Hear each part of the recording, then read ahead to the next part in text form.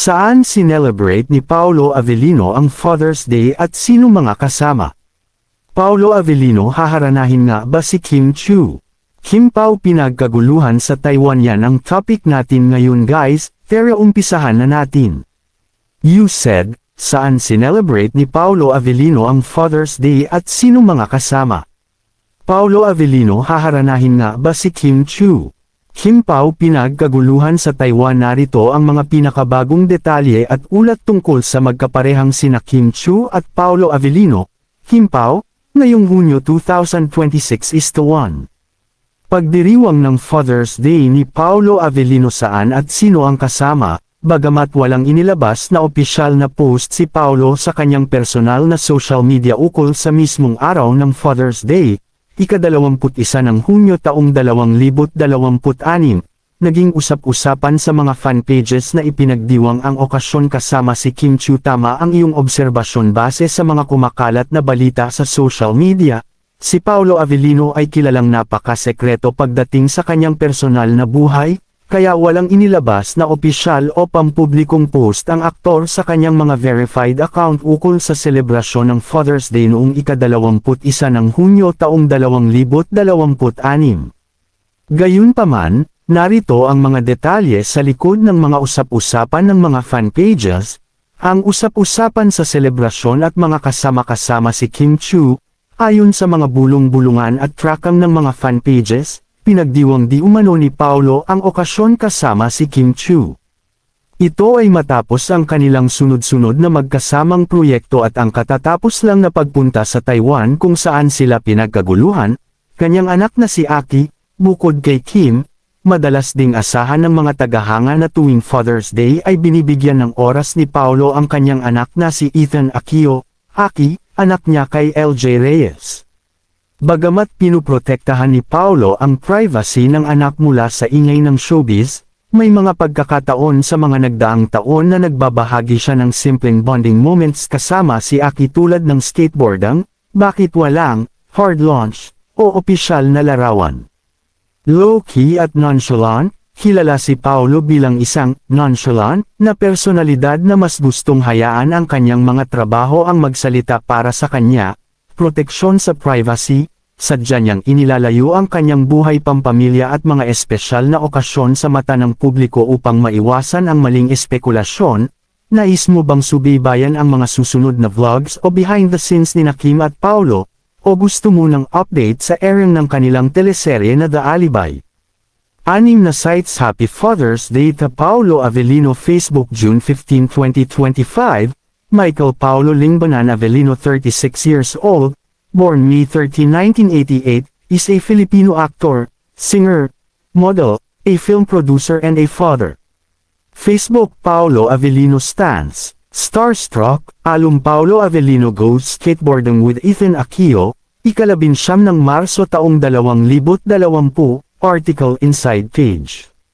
Despite his busy schedule, Paolo spent Father's Day with his #1 fan, his son, Ethan Aquino. Des. GMA Network. Kim Chiu greets Paolo Avellino as he turns 37.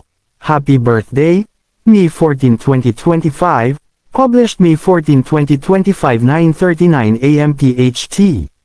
As Paolo Avellino turned 37 on Tuesday, May 13, Kim Chiu paid a birthday tribute for her love. Absi bin show all. May mga kumalat ding throwback posts at video clips ng Kim Pao kasama ang pamilya, ngunit nitong buwan ay mas nakatutok ang fan sa kanilang mga magkasunod na biyahe sa labas ng bansa. Ang sunod-sunod na biyahe ni Kim Chiu at Paolo Avellino sa labas ng bansa ang pangunahing dahilan kung bakit mas nakatutok ang fans sa kanilang kasalukuyang mga kaganapan. Dahil sa tindi ng kanilang on-screen chemistry, mas sinusubaybayan ng mga tagahanga ang bawat kilos ng magkapareha kaysa sa mga lumang larawan. Narito ang buong detalye sa mga biyaheng ito at kung bakit labis na nasasabik ang Kim Paulendia ngayong buwan. Isa. Ang Secret Trip sa Taipei, Taiwan, Hunyo taong 2026. Paano nagsimula? Noong unang bahagi ng Hunyo, nag-post si Paolo sa Instagram Reels ng kanyang bagong bili na camera na gagamitin umano para sa isang biyahe. Ang pambubuko agad na umaksyon ang mga fans na tila mga investigador at natuntun na nasa Taipei, Taiwan ang aktor. Hindi nagtagal, kumalat ang mga patunay na kasama niya si Kim Chiu matapos silang makunan ng larawan ng mga Pinoy doon habang nasa isang coffee shop at namamasyal kasama ang ilang kaibigan. 2. Ang matagumpay na Love, Kim Pao World Tour 2026, Abril-Mayo taong 2026, bago ang kanilang bakasyon sa Taiwan, opisyal na nilibot ni Kim at Paolo ang North America. Dinumog ng libo-libong Pilipino ang kanilang mga naging show sa mga sumusunod na lungsod, Estados Unidos, Redwood City, California at Anaheim, California, Canada, Edmonton, Alberta at Toronto, Ontario. Sa tour na ito ay nagbahagi pa si Kim ng mga vlogs kung saan ipinakita ang kanilang mga sweet at nakatutuwang kulitan sa likod ng entablado. 3. Ang susunod na destinasyon, ASAP Australia, Hulyo taong 2026, opisyal na anunsyo, hindi pa man tuluyang humuhupa ang kilig sa Taiwan, inanunsyo na rin itong Hunyo na opisyal na kasama ang Kim Pao sa magiging biyahe ng ASAP natin to sa Australia ngayong ika-25 ng Hulyo taong 2026. Gaganapin ang malaking concert sa TikTok Entertainment Center, dating kilala bilang ICC Sydney Theatre, sa Sydney. Dahil dito, may bago na namang aabang ang International Chemistry, ang kanilang mga tagahanga, tungkol sa mga throwback post habang naghihintay ang fans ng mga susunod nilang pagsasama. Madalas mag-repost ang mga fan pages ng kanilang mga lumang bonding moments, gaya ng kanilang vlog sa Dubai noong ginagawa pa nila ang pelikulang My Love Will Make You Disappear. Ginagawa ito ng fandom upang mapanatili ang ingay habang busy ang dalawa sa taping ng kanilang primetime serye na The Alibi. 2. Paolo Avellino, haharanahin nga ba si Kim Chiu? Ang katotohanan, ang usaping harana ay muling nabuhay dahil sa mga nagdaang pasabog na performance ni Paolo. Sa kanilang matagumpay na Love, Kim Pao World Tour 2026 nitong Abril at Mayo sa Amerika at Canada, kinakiligan ng husto ang pag-serenade at magkasamang pag-awit ng dalawa, tulad ng kantang Dilaw. Sa harap ng libo-libong fans ang kantang Dilaw ni Maki ang naging opisyal na pambansang awit ng Kim Pao fandom dahil sa mga naging harana ni Paolo Avellino kay Kim Chiu sa kanilang world tour. Ang usaping harana ay hindi na lamang isang tanong kundi isang katotohanang paulit-ulit na nasaksihan ng libo-libong fans sa Amerika at Canada. Narito ang mga detalye kung paano literal na hinaharana at pinapakilig ni Paolo si Kim sa entablado. 1. Ang kilig sa Love, Kim Pao World Tour 2026, ang pag-awit ng Dilaw, sa kanilang mga naging stop sa California, Edmonton, at Toronto, naging highlight ng gabi ang pag-serenade ni Paolo kay Kim gamit ang sikat na kanta ni Maki. Madalas ay may kasama itong pagtitig sa mata, paghawak sa kamay, at mga biglaang yakap na ikinababaliw ng mga manunood. Hindi inaasahang performance. Gulat na gulat ang fans dahil kilala si Paolo bilang isang seryoso at mahiyain pagdating sa pagkanta at pagsayaw. Ngunit dahil kay Kim, game na game siyang nagpapasabog ng harana sa bawat show. 2. On-screen at off-screen na harana sa likod ng entablado sa mga ibinahaging vlog ni Kim Chiu sa kanyang YouTube channel ukol sa kanilang US at Canada tour. Makikita na maging sa backstage o habang nagpapahinga ay tuloy ang kanilang kulitan at kantahan, The Alibi promos, maging sa mga promotional videos para sa kanilang seryeng The Alibi. Ang buong katotohanan, madalas ding asarin at hill-in ng mga katrabaho si Paolo na kantahan at harinahin si Kim, na palagi namang pinagbibigyan ng aktor na may kasamang matatamis na ngiti. 3. Ang abangan ng fans, susunod na harana sa Australia dahil kumpirmado na ang kanilang pagtungo sa ASAP natin to sa Sydney, Australia ngayong ika-25 ng Hulyo taong 2026, inaasahan ng fans na muling magkakaroon ng isa pang pasabog na harana sa harap ng mga Pinoy doon. Marami na ang naghuhula kung Dilaw pa rin ba ang kanilang aawitan o may bago na silang duet na ihahanda. Nais mo bang panoorin ang mga vlog links ng kanilang world tour kung saan nandoon ang kanilang mga harana? O gusto mo bang malaman ang schedule ng ticket selling para sa kanilang susunod na concert sa Australia? Bukod dito, patuloy ang kanilang on-screen, harana, ng kilig gabi-gabi sa kanilang patok na primetime teleserye na The Alibi. Ang buong katotohanan ang matinding halo ng suspense at forbidden romance sa seryeng The Alibi. Ang buong katotohanan ang dahilan kung bakit nakadikit ang mga manunood sa primetime bida gabi-gabi. Bagamat isang dark psychological thriller ang kwento, ang on-screen chemistry ni Kim Chiu bilang Stella at Paolo Avellino bilang Vincent ay nagmimistulang, harana, ng kilig sa gitna ng matitinding sekreto at trahedya. Narito ang mga dahilan kung bakit patuloy na pinag-uusapan ang kanilang serye ngayong Hunyo 2026:1. Mula sa business deal patungong totoong pag-ibig ang Alibi, nagsimula ang kwento sa isang kasunduan kung saan binayaran ni Vincent, na isang mayamang tagapagmana ng media empire, ang escort na si Stella para magpanggap na kasama niya.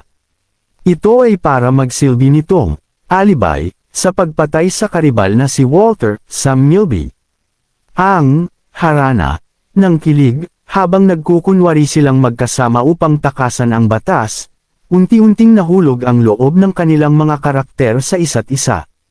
Ang kanilang mga palihim na titigan, pag-aalaga sa isa't isa habang nasa panganib, at mga steamy at mature na eksena ay gabi-gabing nagpapakilig sa fans. 2. Ang lumalalang tensyon at sabuatan nitong mga huling episode ngayong linggo, tulad ng episode 70 at 71 na ipinalabas nitong Hunyo 23 hanggang 24, mas lalong nagiging kapana-panabik ang serye dahil sa unti-unting pagkabistado ng kanilang sekreto. Naging matindi ang tagpo matapos makakuha sina Claudia, Sofia Andres, at Matthew, Rafael Rosel, ng patunay na magkasama sina Stella at Vincent noong gabing mamatay si Walter, na tuluyang nagpabagsak sa kanilang binuong Alibi. 3. Saan mapapanood ang serye? Kung nais mong subaybayan ang kanilang gabi-gabing tapatan, ang pinalawig na bersyon na The Alibi. Ang buong katotohanan ay e-ere tuwing 8 p.m. sa Kapamilya Channel, ALL-TV, A2Z, Kapamilya Online Live, at iwan. Mapapanood din ang orihinal nitong cut sa Amazon Prime Video. 3. Kim Pao, pinagkaguluhan sa Taiwan ang pagkabuking, nitong Hunyo taong 2026, kumpirmadong pinagkaguluhan at, nabukliya, ang palihim na biyahe ni Kim at Paolo sa Taipei, Taiwan. Ang pagkabisto sa palihim na bakasyon ni Kim Chiu at Paolo Avellino sa Taiwan nitong Hunyo taong 2026 ang naging pinakamalaking pasabog sa showbiz na nagpatunay sa kanilang espesyal na relasyon sa labas ng kamera. Kahit sinubukan nilang gawing pribado ang biyahe, hindi sila nakaligtas sa matalas na mata ng mga Pilipinong turista at overseas Filipino workers, OFWs, sa Taipei. Narito ang mga detalye kung paano, nabukliya, at pinagkaguluhan ang Kim Pao sa Taiwan. 1. Ang unang clue sa Instagram, nag-post si Paolo sa kanyang Instagram Reels para ipagmalaki ang kanyang bagong camera gear na gagamitin umano sa isang trip. Dahil kilalang mahilig kumuha ng magagandang retrato si Paolo, lalo na kay Kim, agad na naghinala ang mga tagahanga na may bago silang magkasamang lakad. 2. Ang pagkahuli sa Taipei Coffee Show pang-suspetsa ay naging katotohanan ng i-post ng ilang netizen ang mga larawan at video ng dalawa habang nakapila at nagkakape sa isang sikat na coffee shop sa Taipei. Nakasuot man sila ng simpleng kasuotan at sombrero para hindi mapansin, agad silang nakilala dahil sa kanilang tindig at pamilyar na kilos. 3. Ang pakikipag-bond sa mga fans nang mapansin ni Kim at Paolo na marami nang nakakakilala sa kanila. Hindi sila nagdamot ng panahon, magiliw silang nagpaunlak ng mga retrato kasama ang mga Pinoy na nakasalubong nila sa kalsada. Kasama rin nila sa biyahe ang malapit na kaibigan ni Paolo na si Arvin Rizos, na lalong nagpatunay na isang personal at pribadong bakasyon ang kanilang pinuntahan bago sumabak muli sa mabigat na taping ng The Alibi. Mga detalye. Unang nagpahiwatig si Paolo sa kanyang Instagram Reels nang ipakita niya ang kanyang bagong camera para sa isang trip. Hindi nagtagal, naging mabilis ang mga mata ng mga Pinoy paparazzi at fans sa Taiwan. Ang matalas na mata ng mga Pinoy fans at paparazzi sa Taiwan ang naging susi para mabuo ang kwento ng kanilang lihim na bakasyon. Dahil sa tindi ng sikat ng Kim Pao, mabilis na nag-viral sa TikTok at X, dating Twitter, ang bawat kilos nila mula nang lumapag sila sa Taipei. Narito ang kronolohiya ng pagkabuking na labis na ikinaaliw ng publiko. Isa. Ang camera clue ni Paolo sa kanyang Instagram Reels. Ipinakita ni Paolo ang pag-unbox niya sa isang high-end na camera. Caption pa niya ay gagamitin ito para sa isang trip. Agad na nag-react ang fans dahil alam ng lahat na si Kim Chiu ang paboritong subject o modelo ni Paolo sa pagkuha ng larawan. 2. Ang unang pagkikita sa airport at kalsada. Hindi pa man nakakalayo sa Taoyuan International Airport, may mga nakasabay ng Pinoy OFWs ang dalawa. Kahit nakasuot ng face mask, oversized shirts, at baseball caps, madaling nabisto ang kanilang identidad dahil sa pamilyar na tangkad ni Paolo at sa masayahing mga mata ni Kim. 3. Ang pagtuntun sa kanilang mga lokasyon coffee shop, nakunan sila ng video habang seryosong pumipili ng inumin, kung saan protective si Paolo sa likod ni Kim habang nasa pila.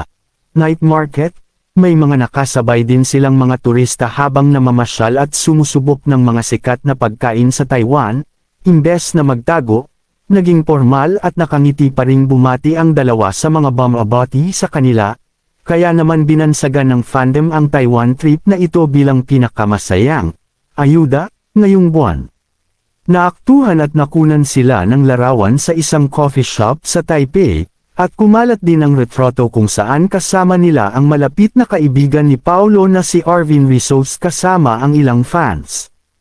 Todo bunyi ang buong Kim Paulandia dahil sa tinawag nilang bonggang ayuda o patunay na magkasama ang dalawa sa abroad.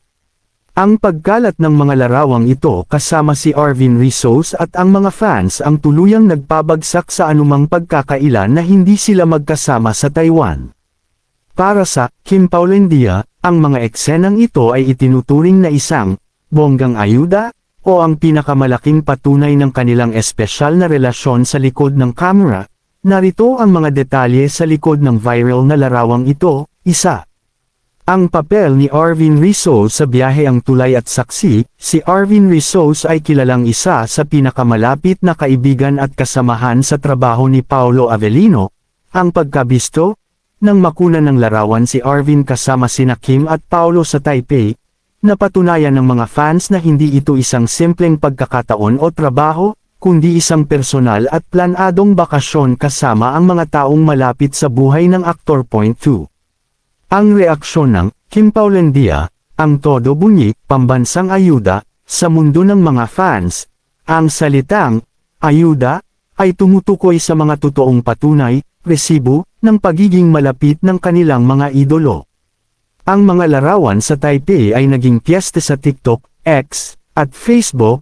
Protective Paolo, labis na kinakiligan ng fans ang mga video clip kung saan makikitang laging nakabantay si Paolo sa likod ni Kim habang naglalakad sa mataong lugar sa Taipei, na nagpapakita ng kanyang pagiging maalaga. 3.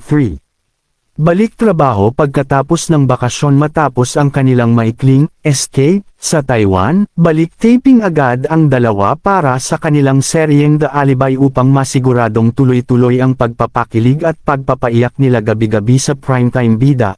Kung gusto mo pa ng mas malalim na talakayan, maaari nating pag-usapan. Bago ko tapusin ang askang update sa Kim Pao ay gusto ko lang po salamatin ang mga fans natin dyan, lalo na yung mga senior citizen na nanonood sa ating updates. For more updates please follow, subscribe and watch till the end. Maraming salamat at God bless po.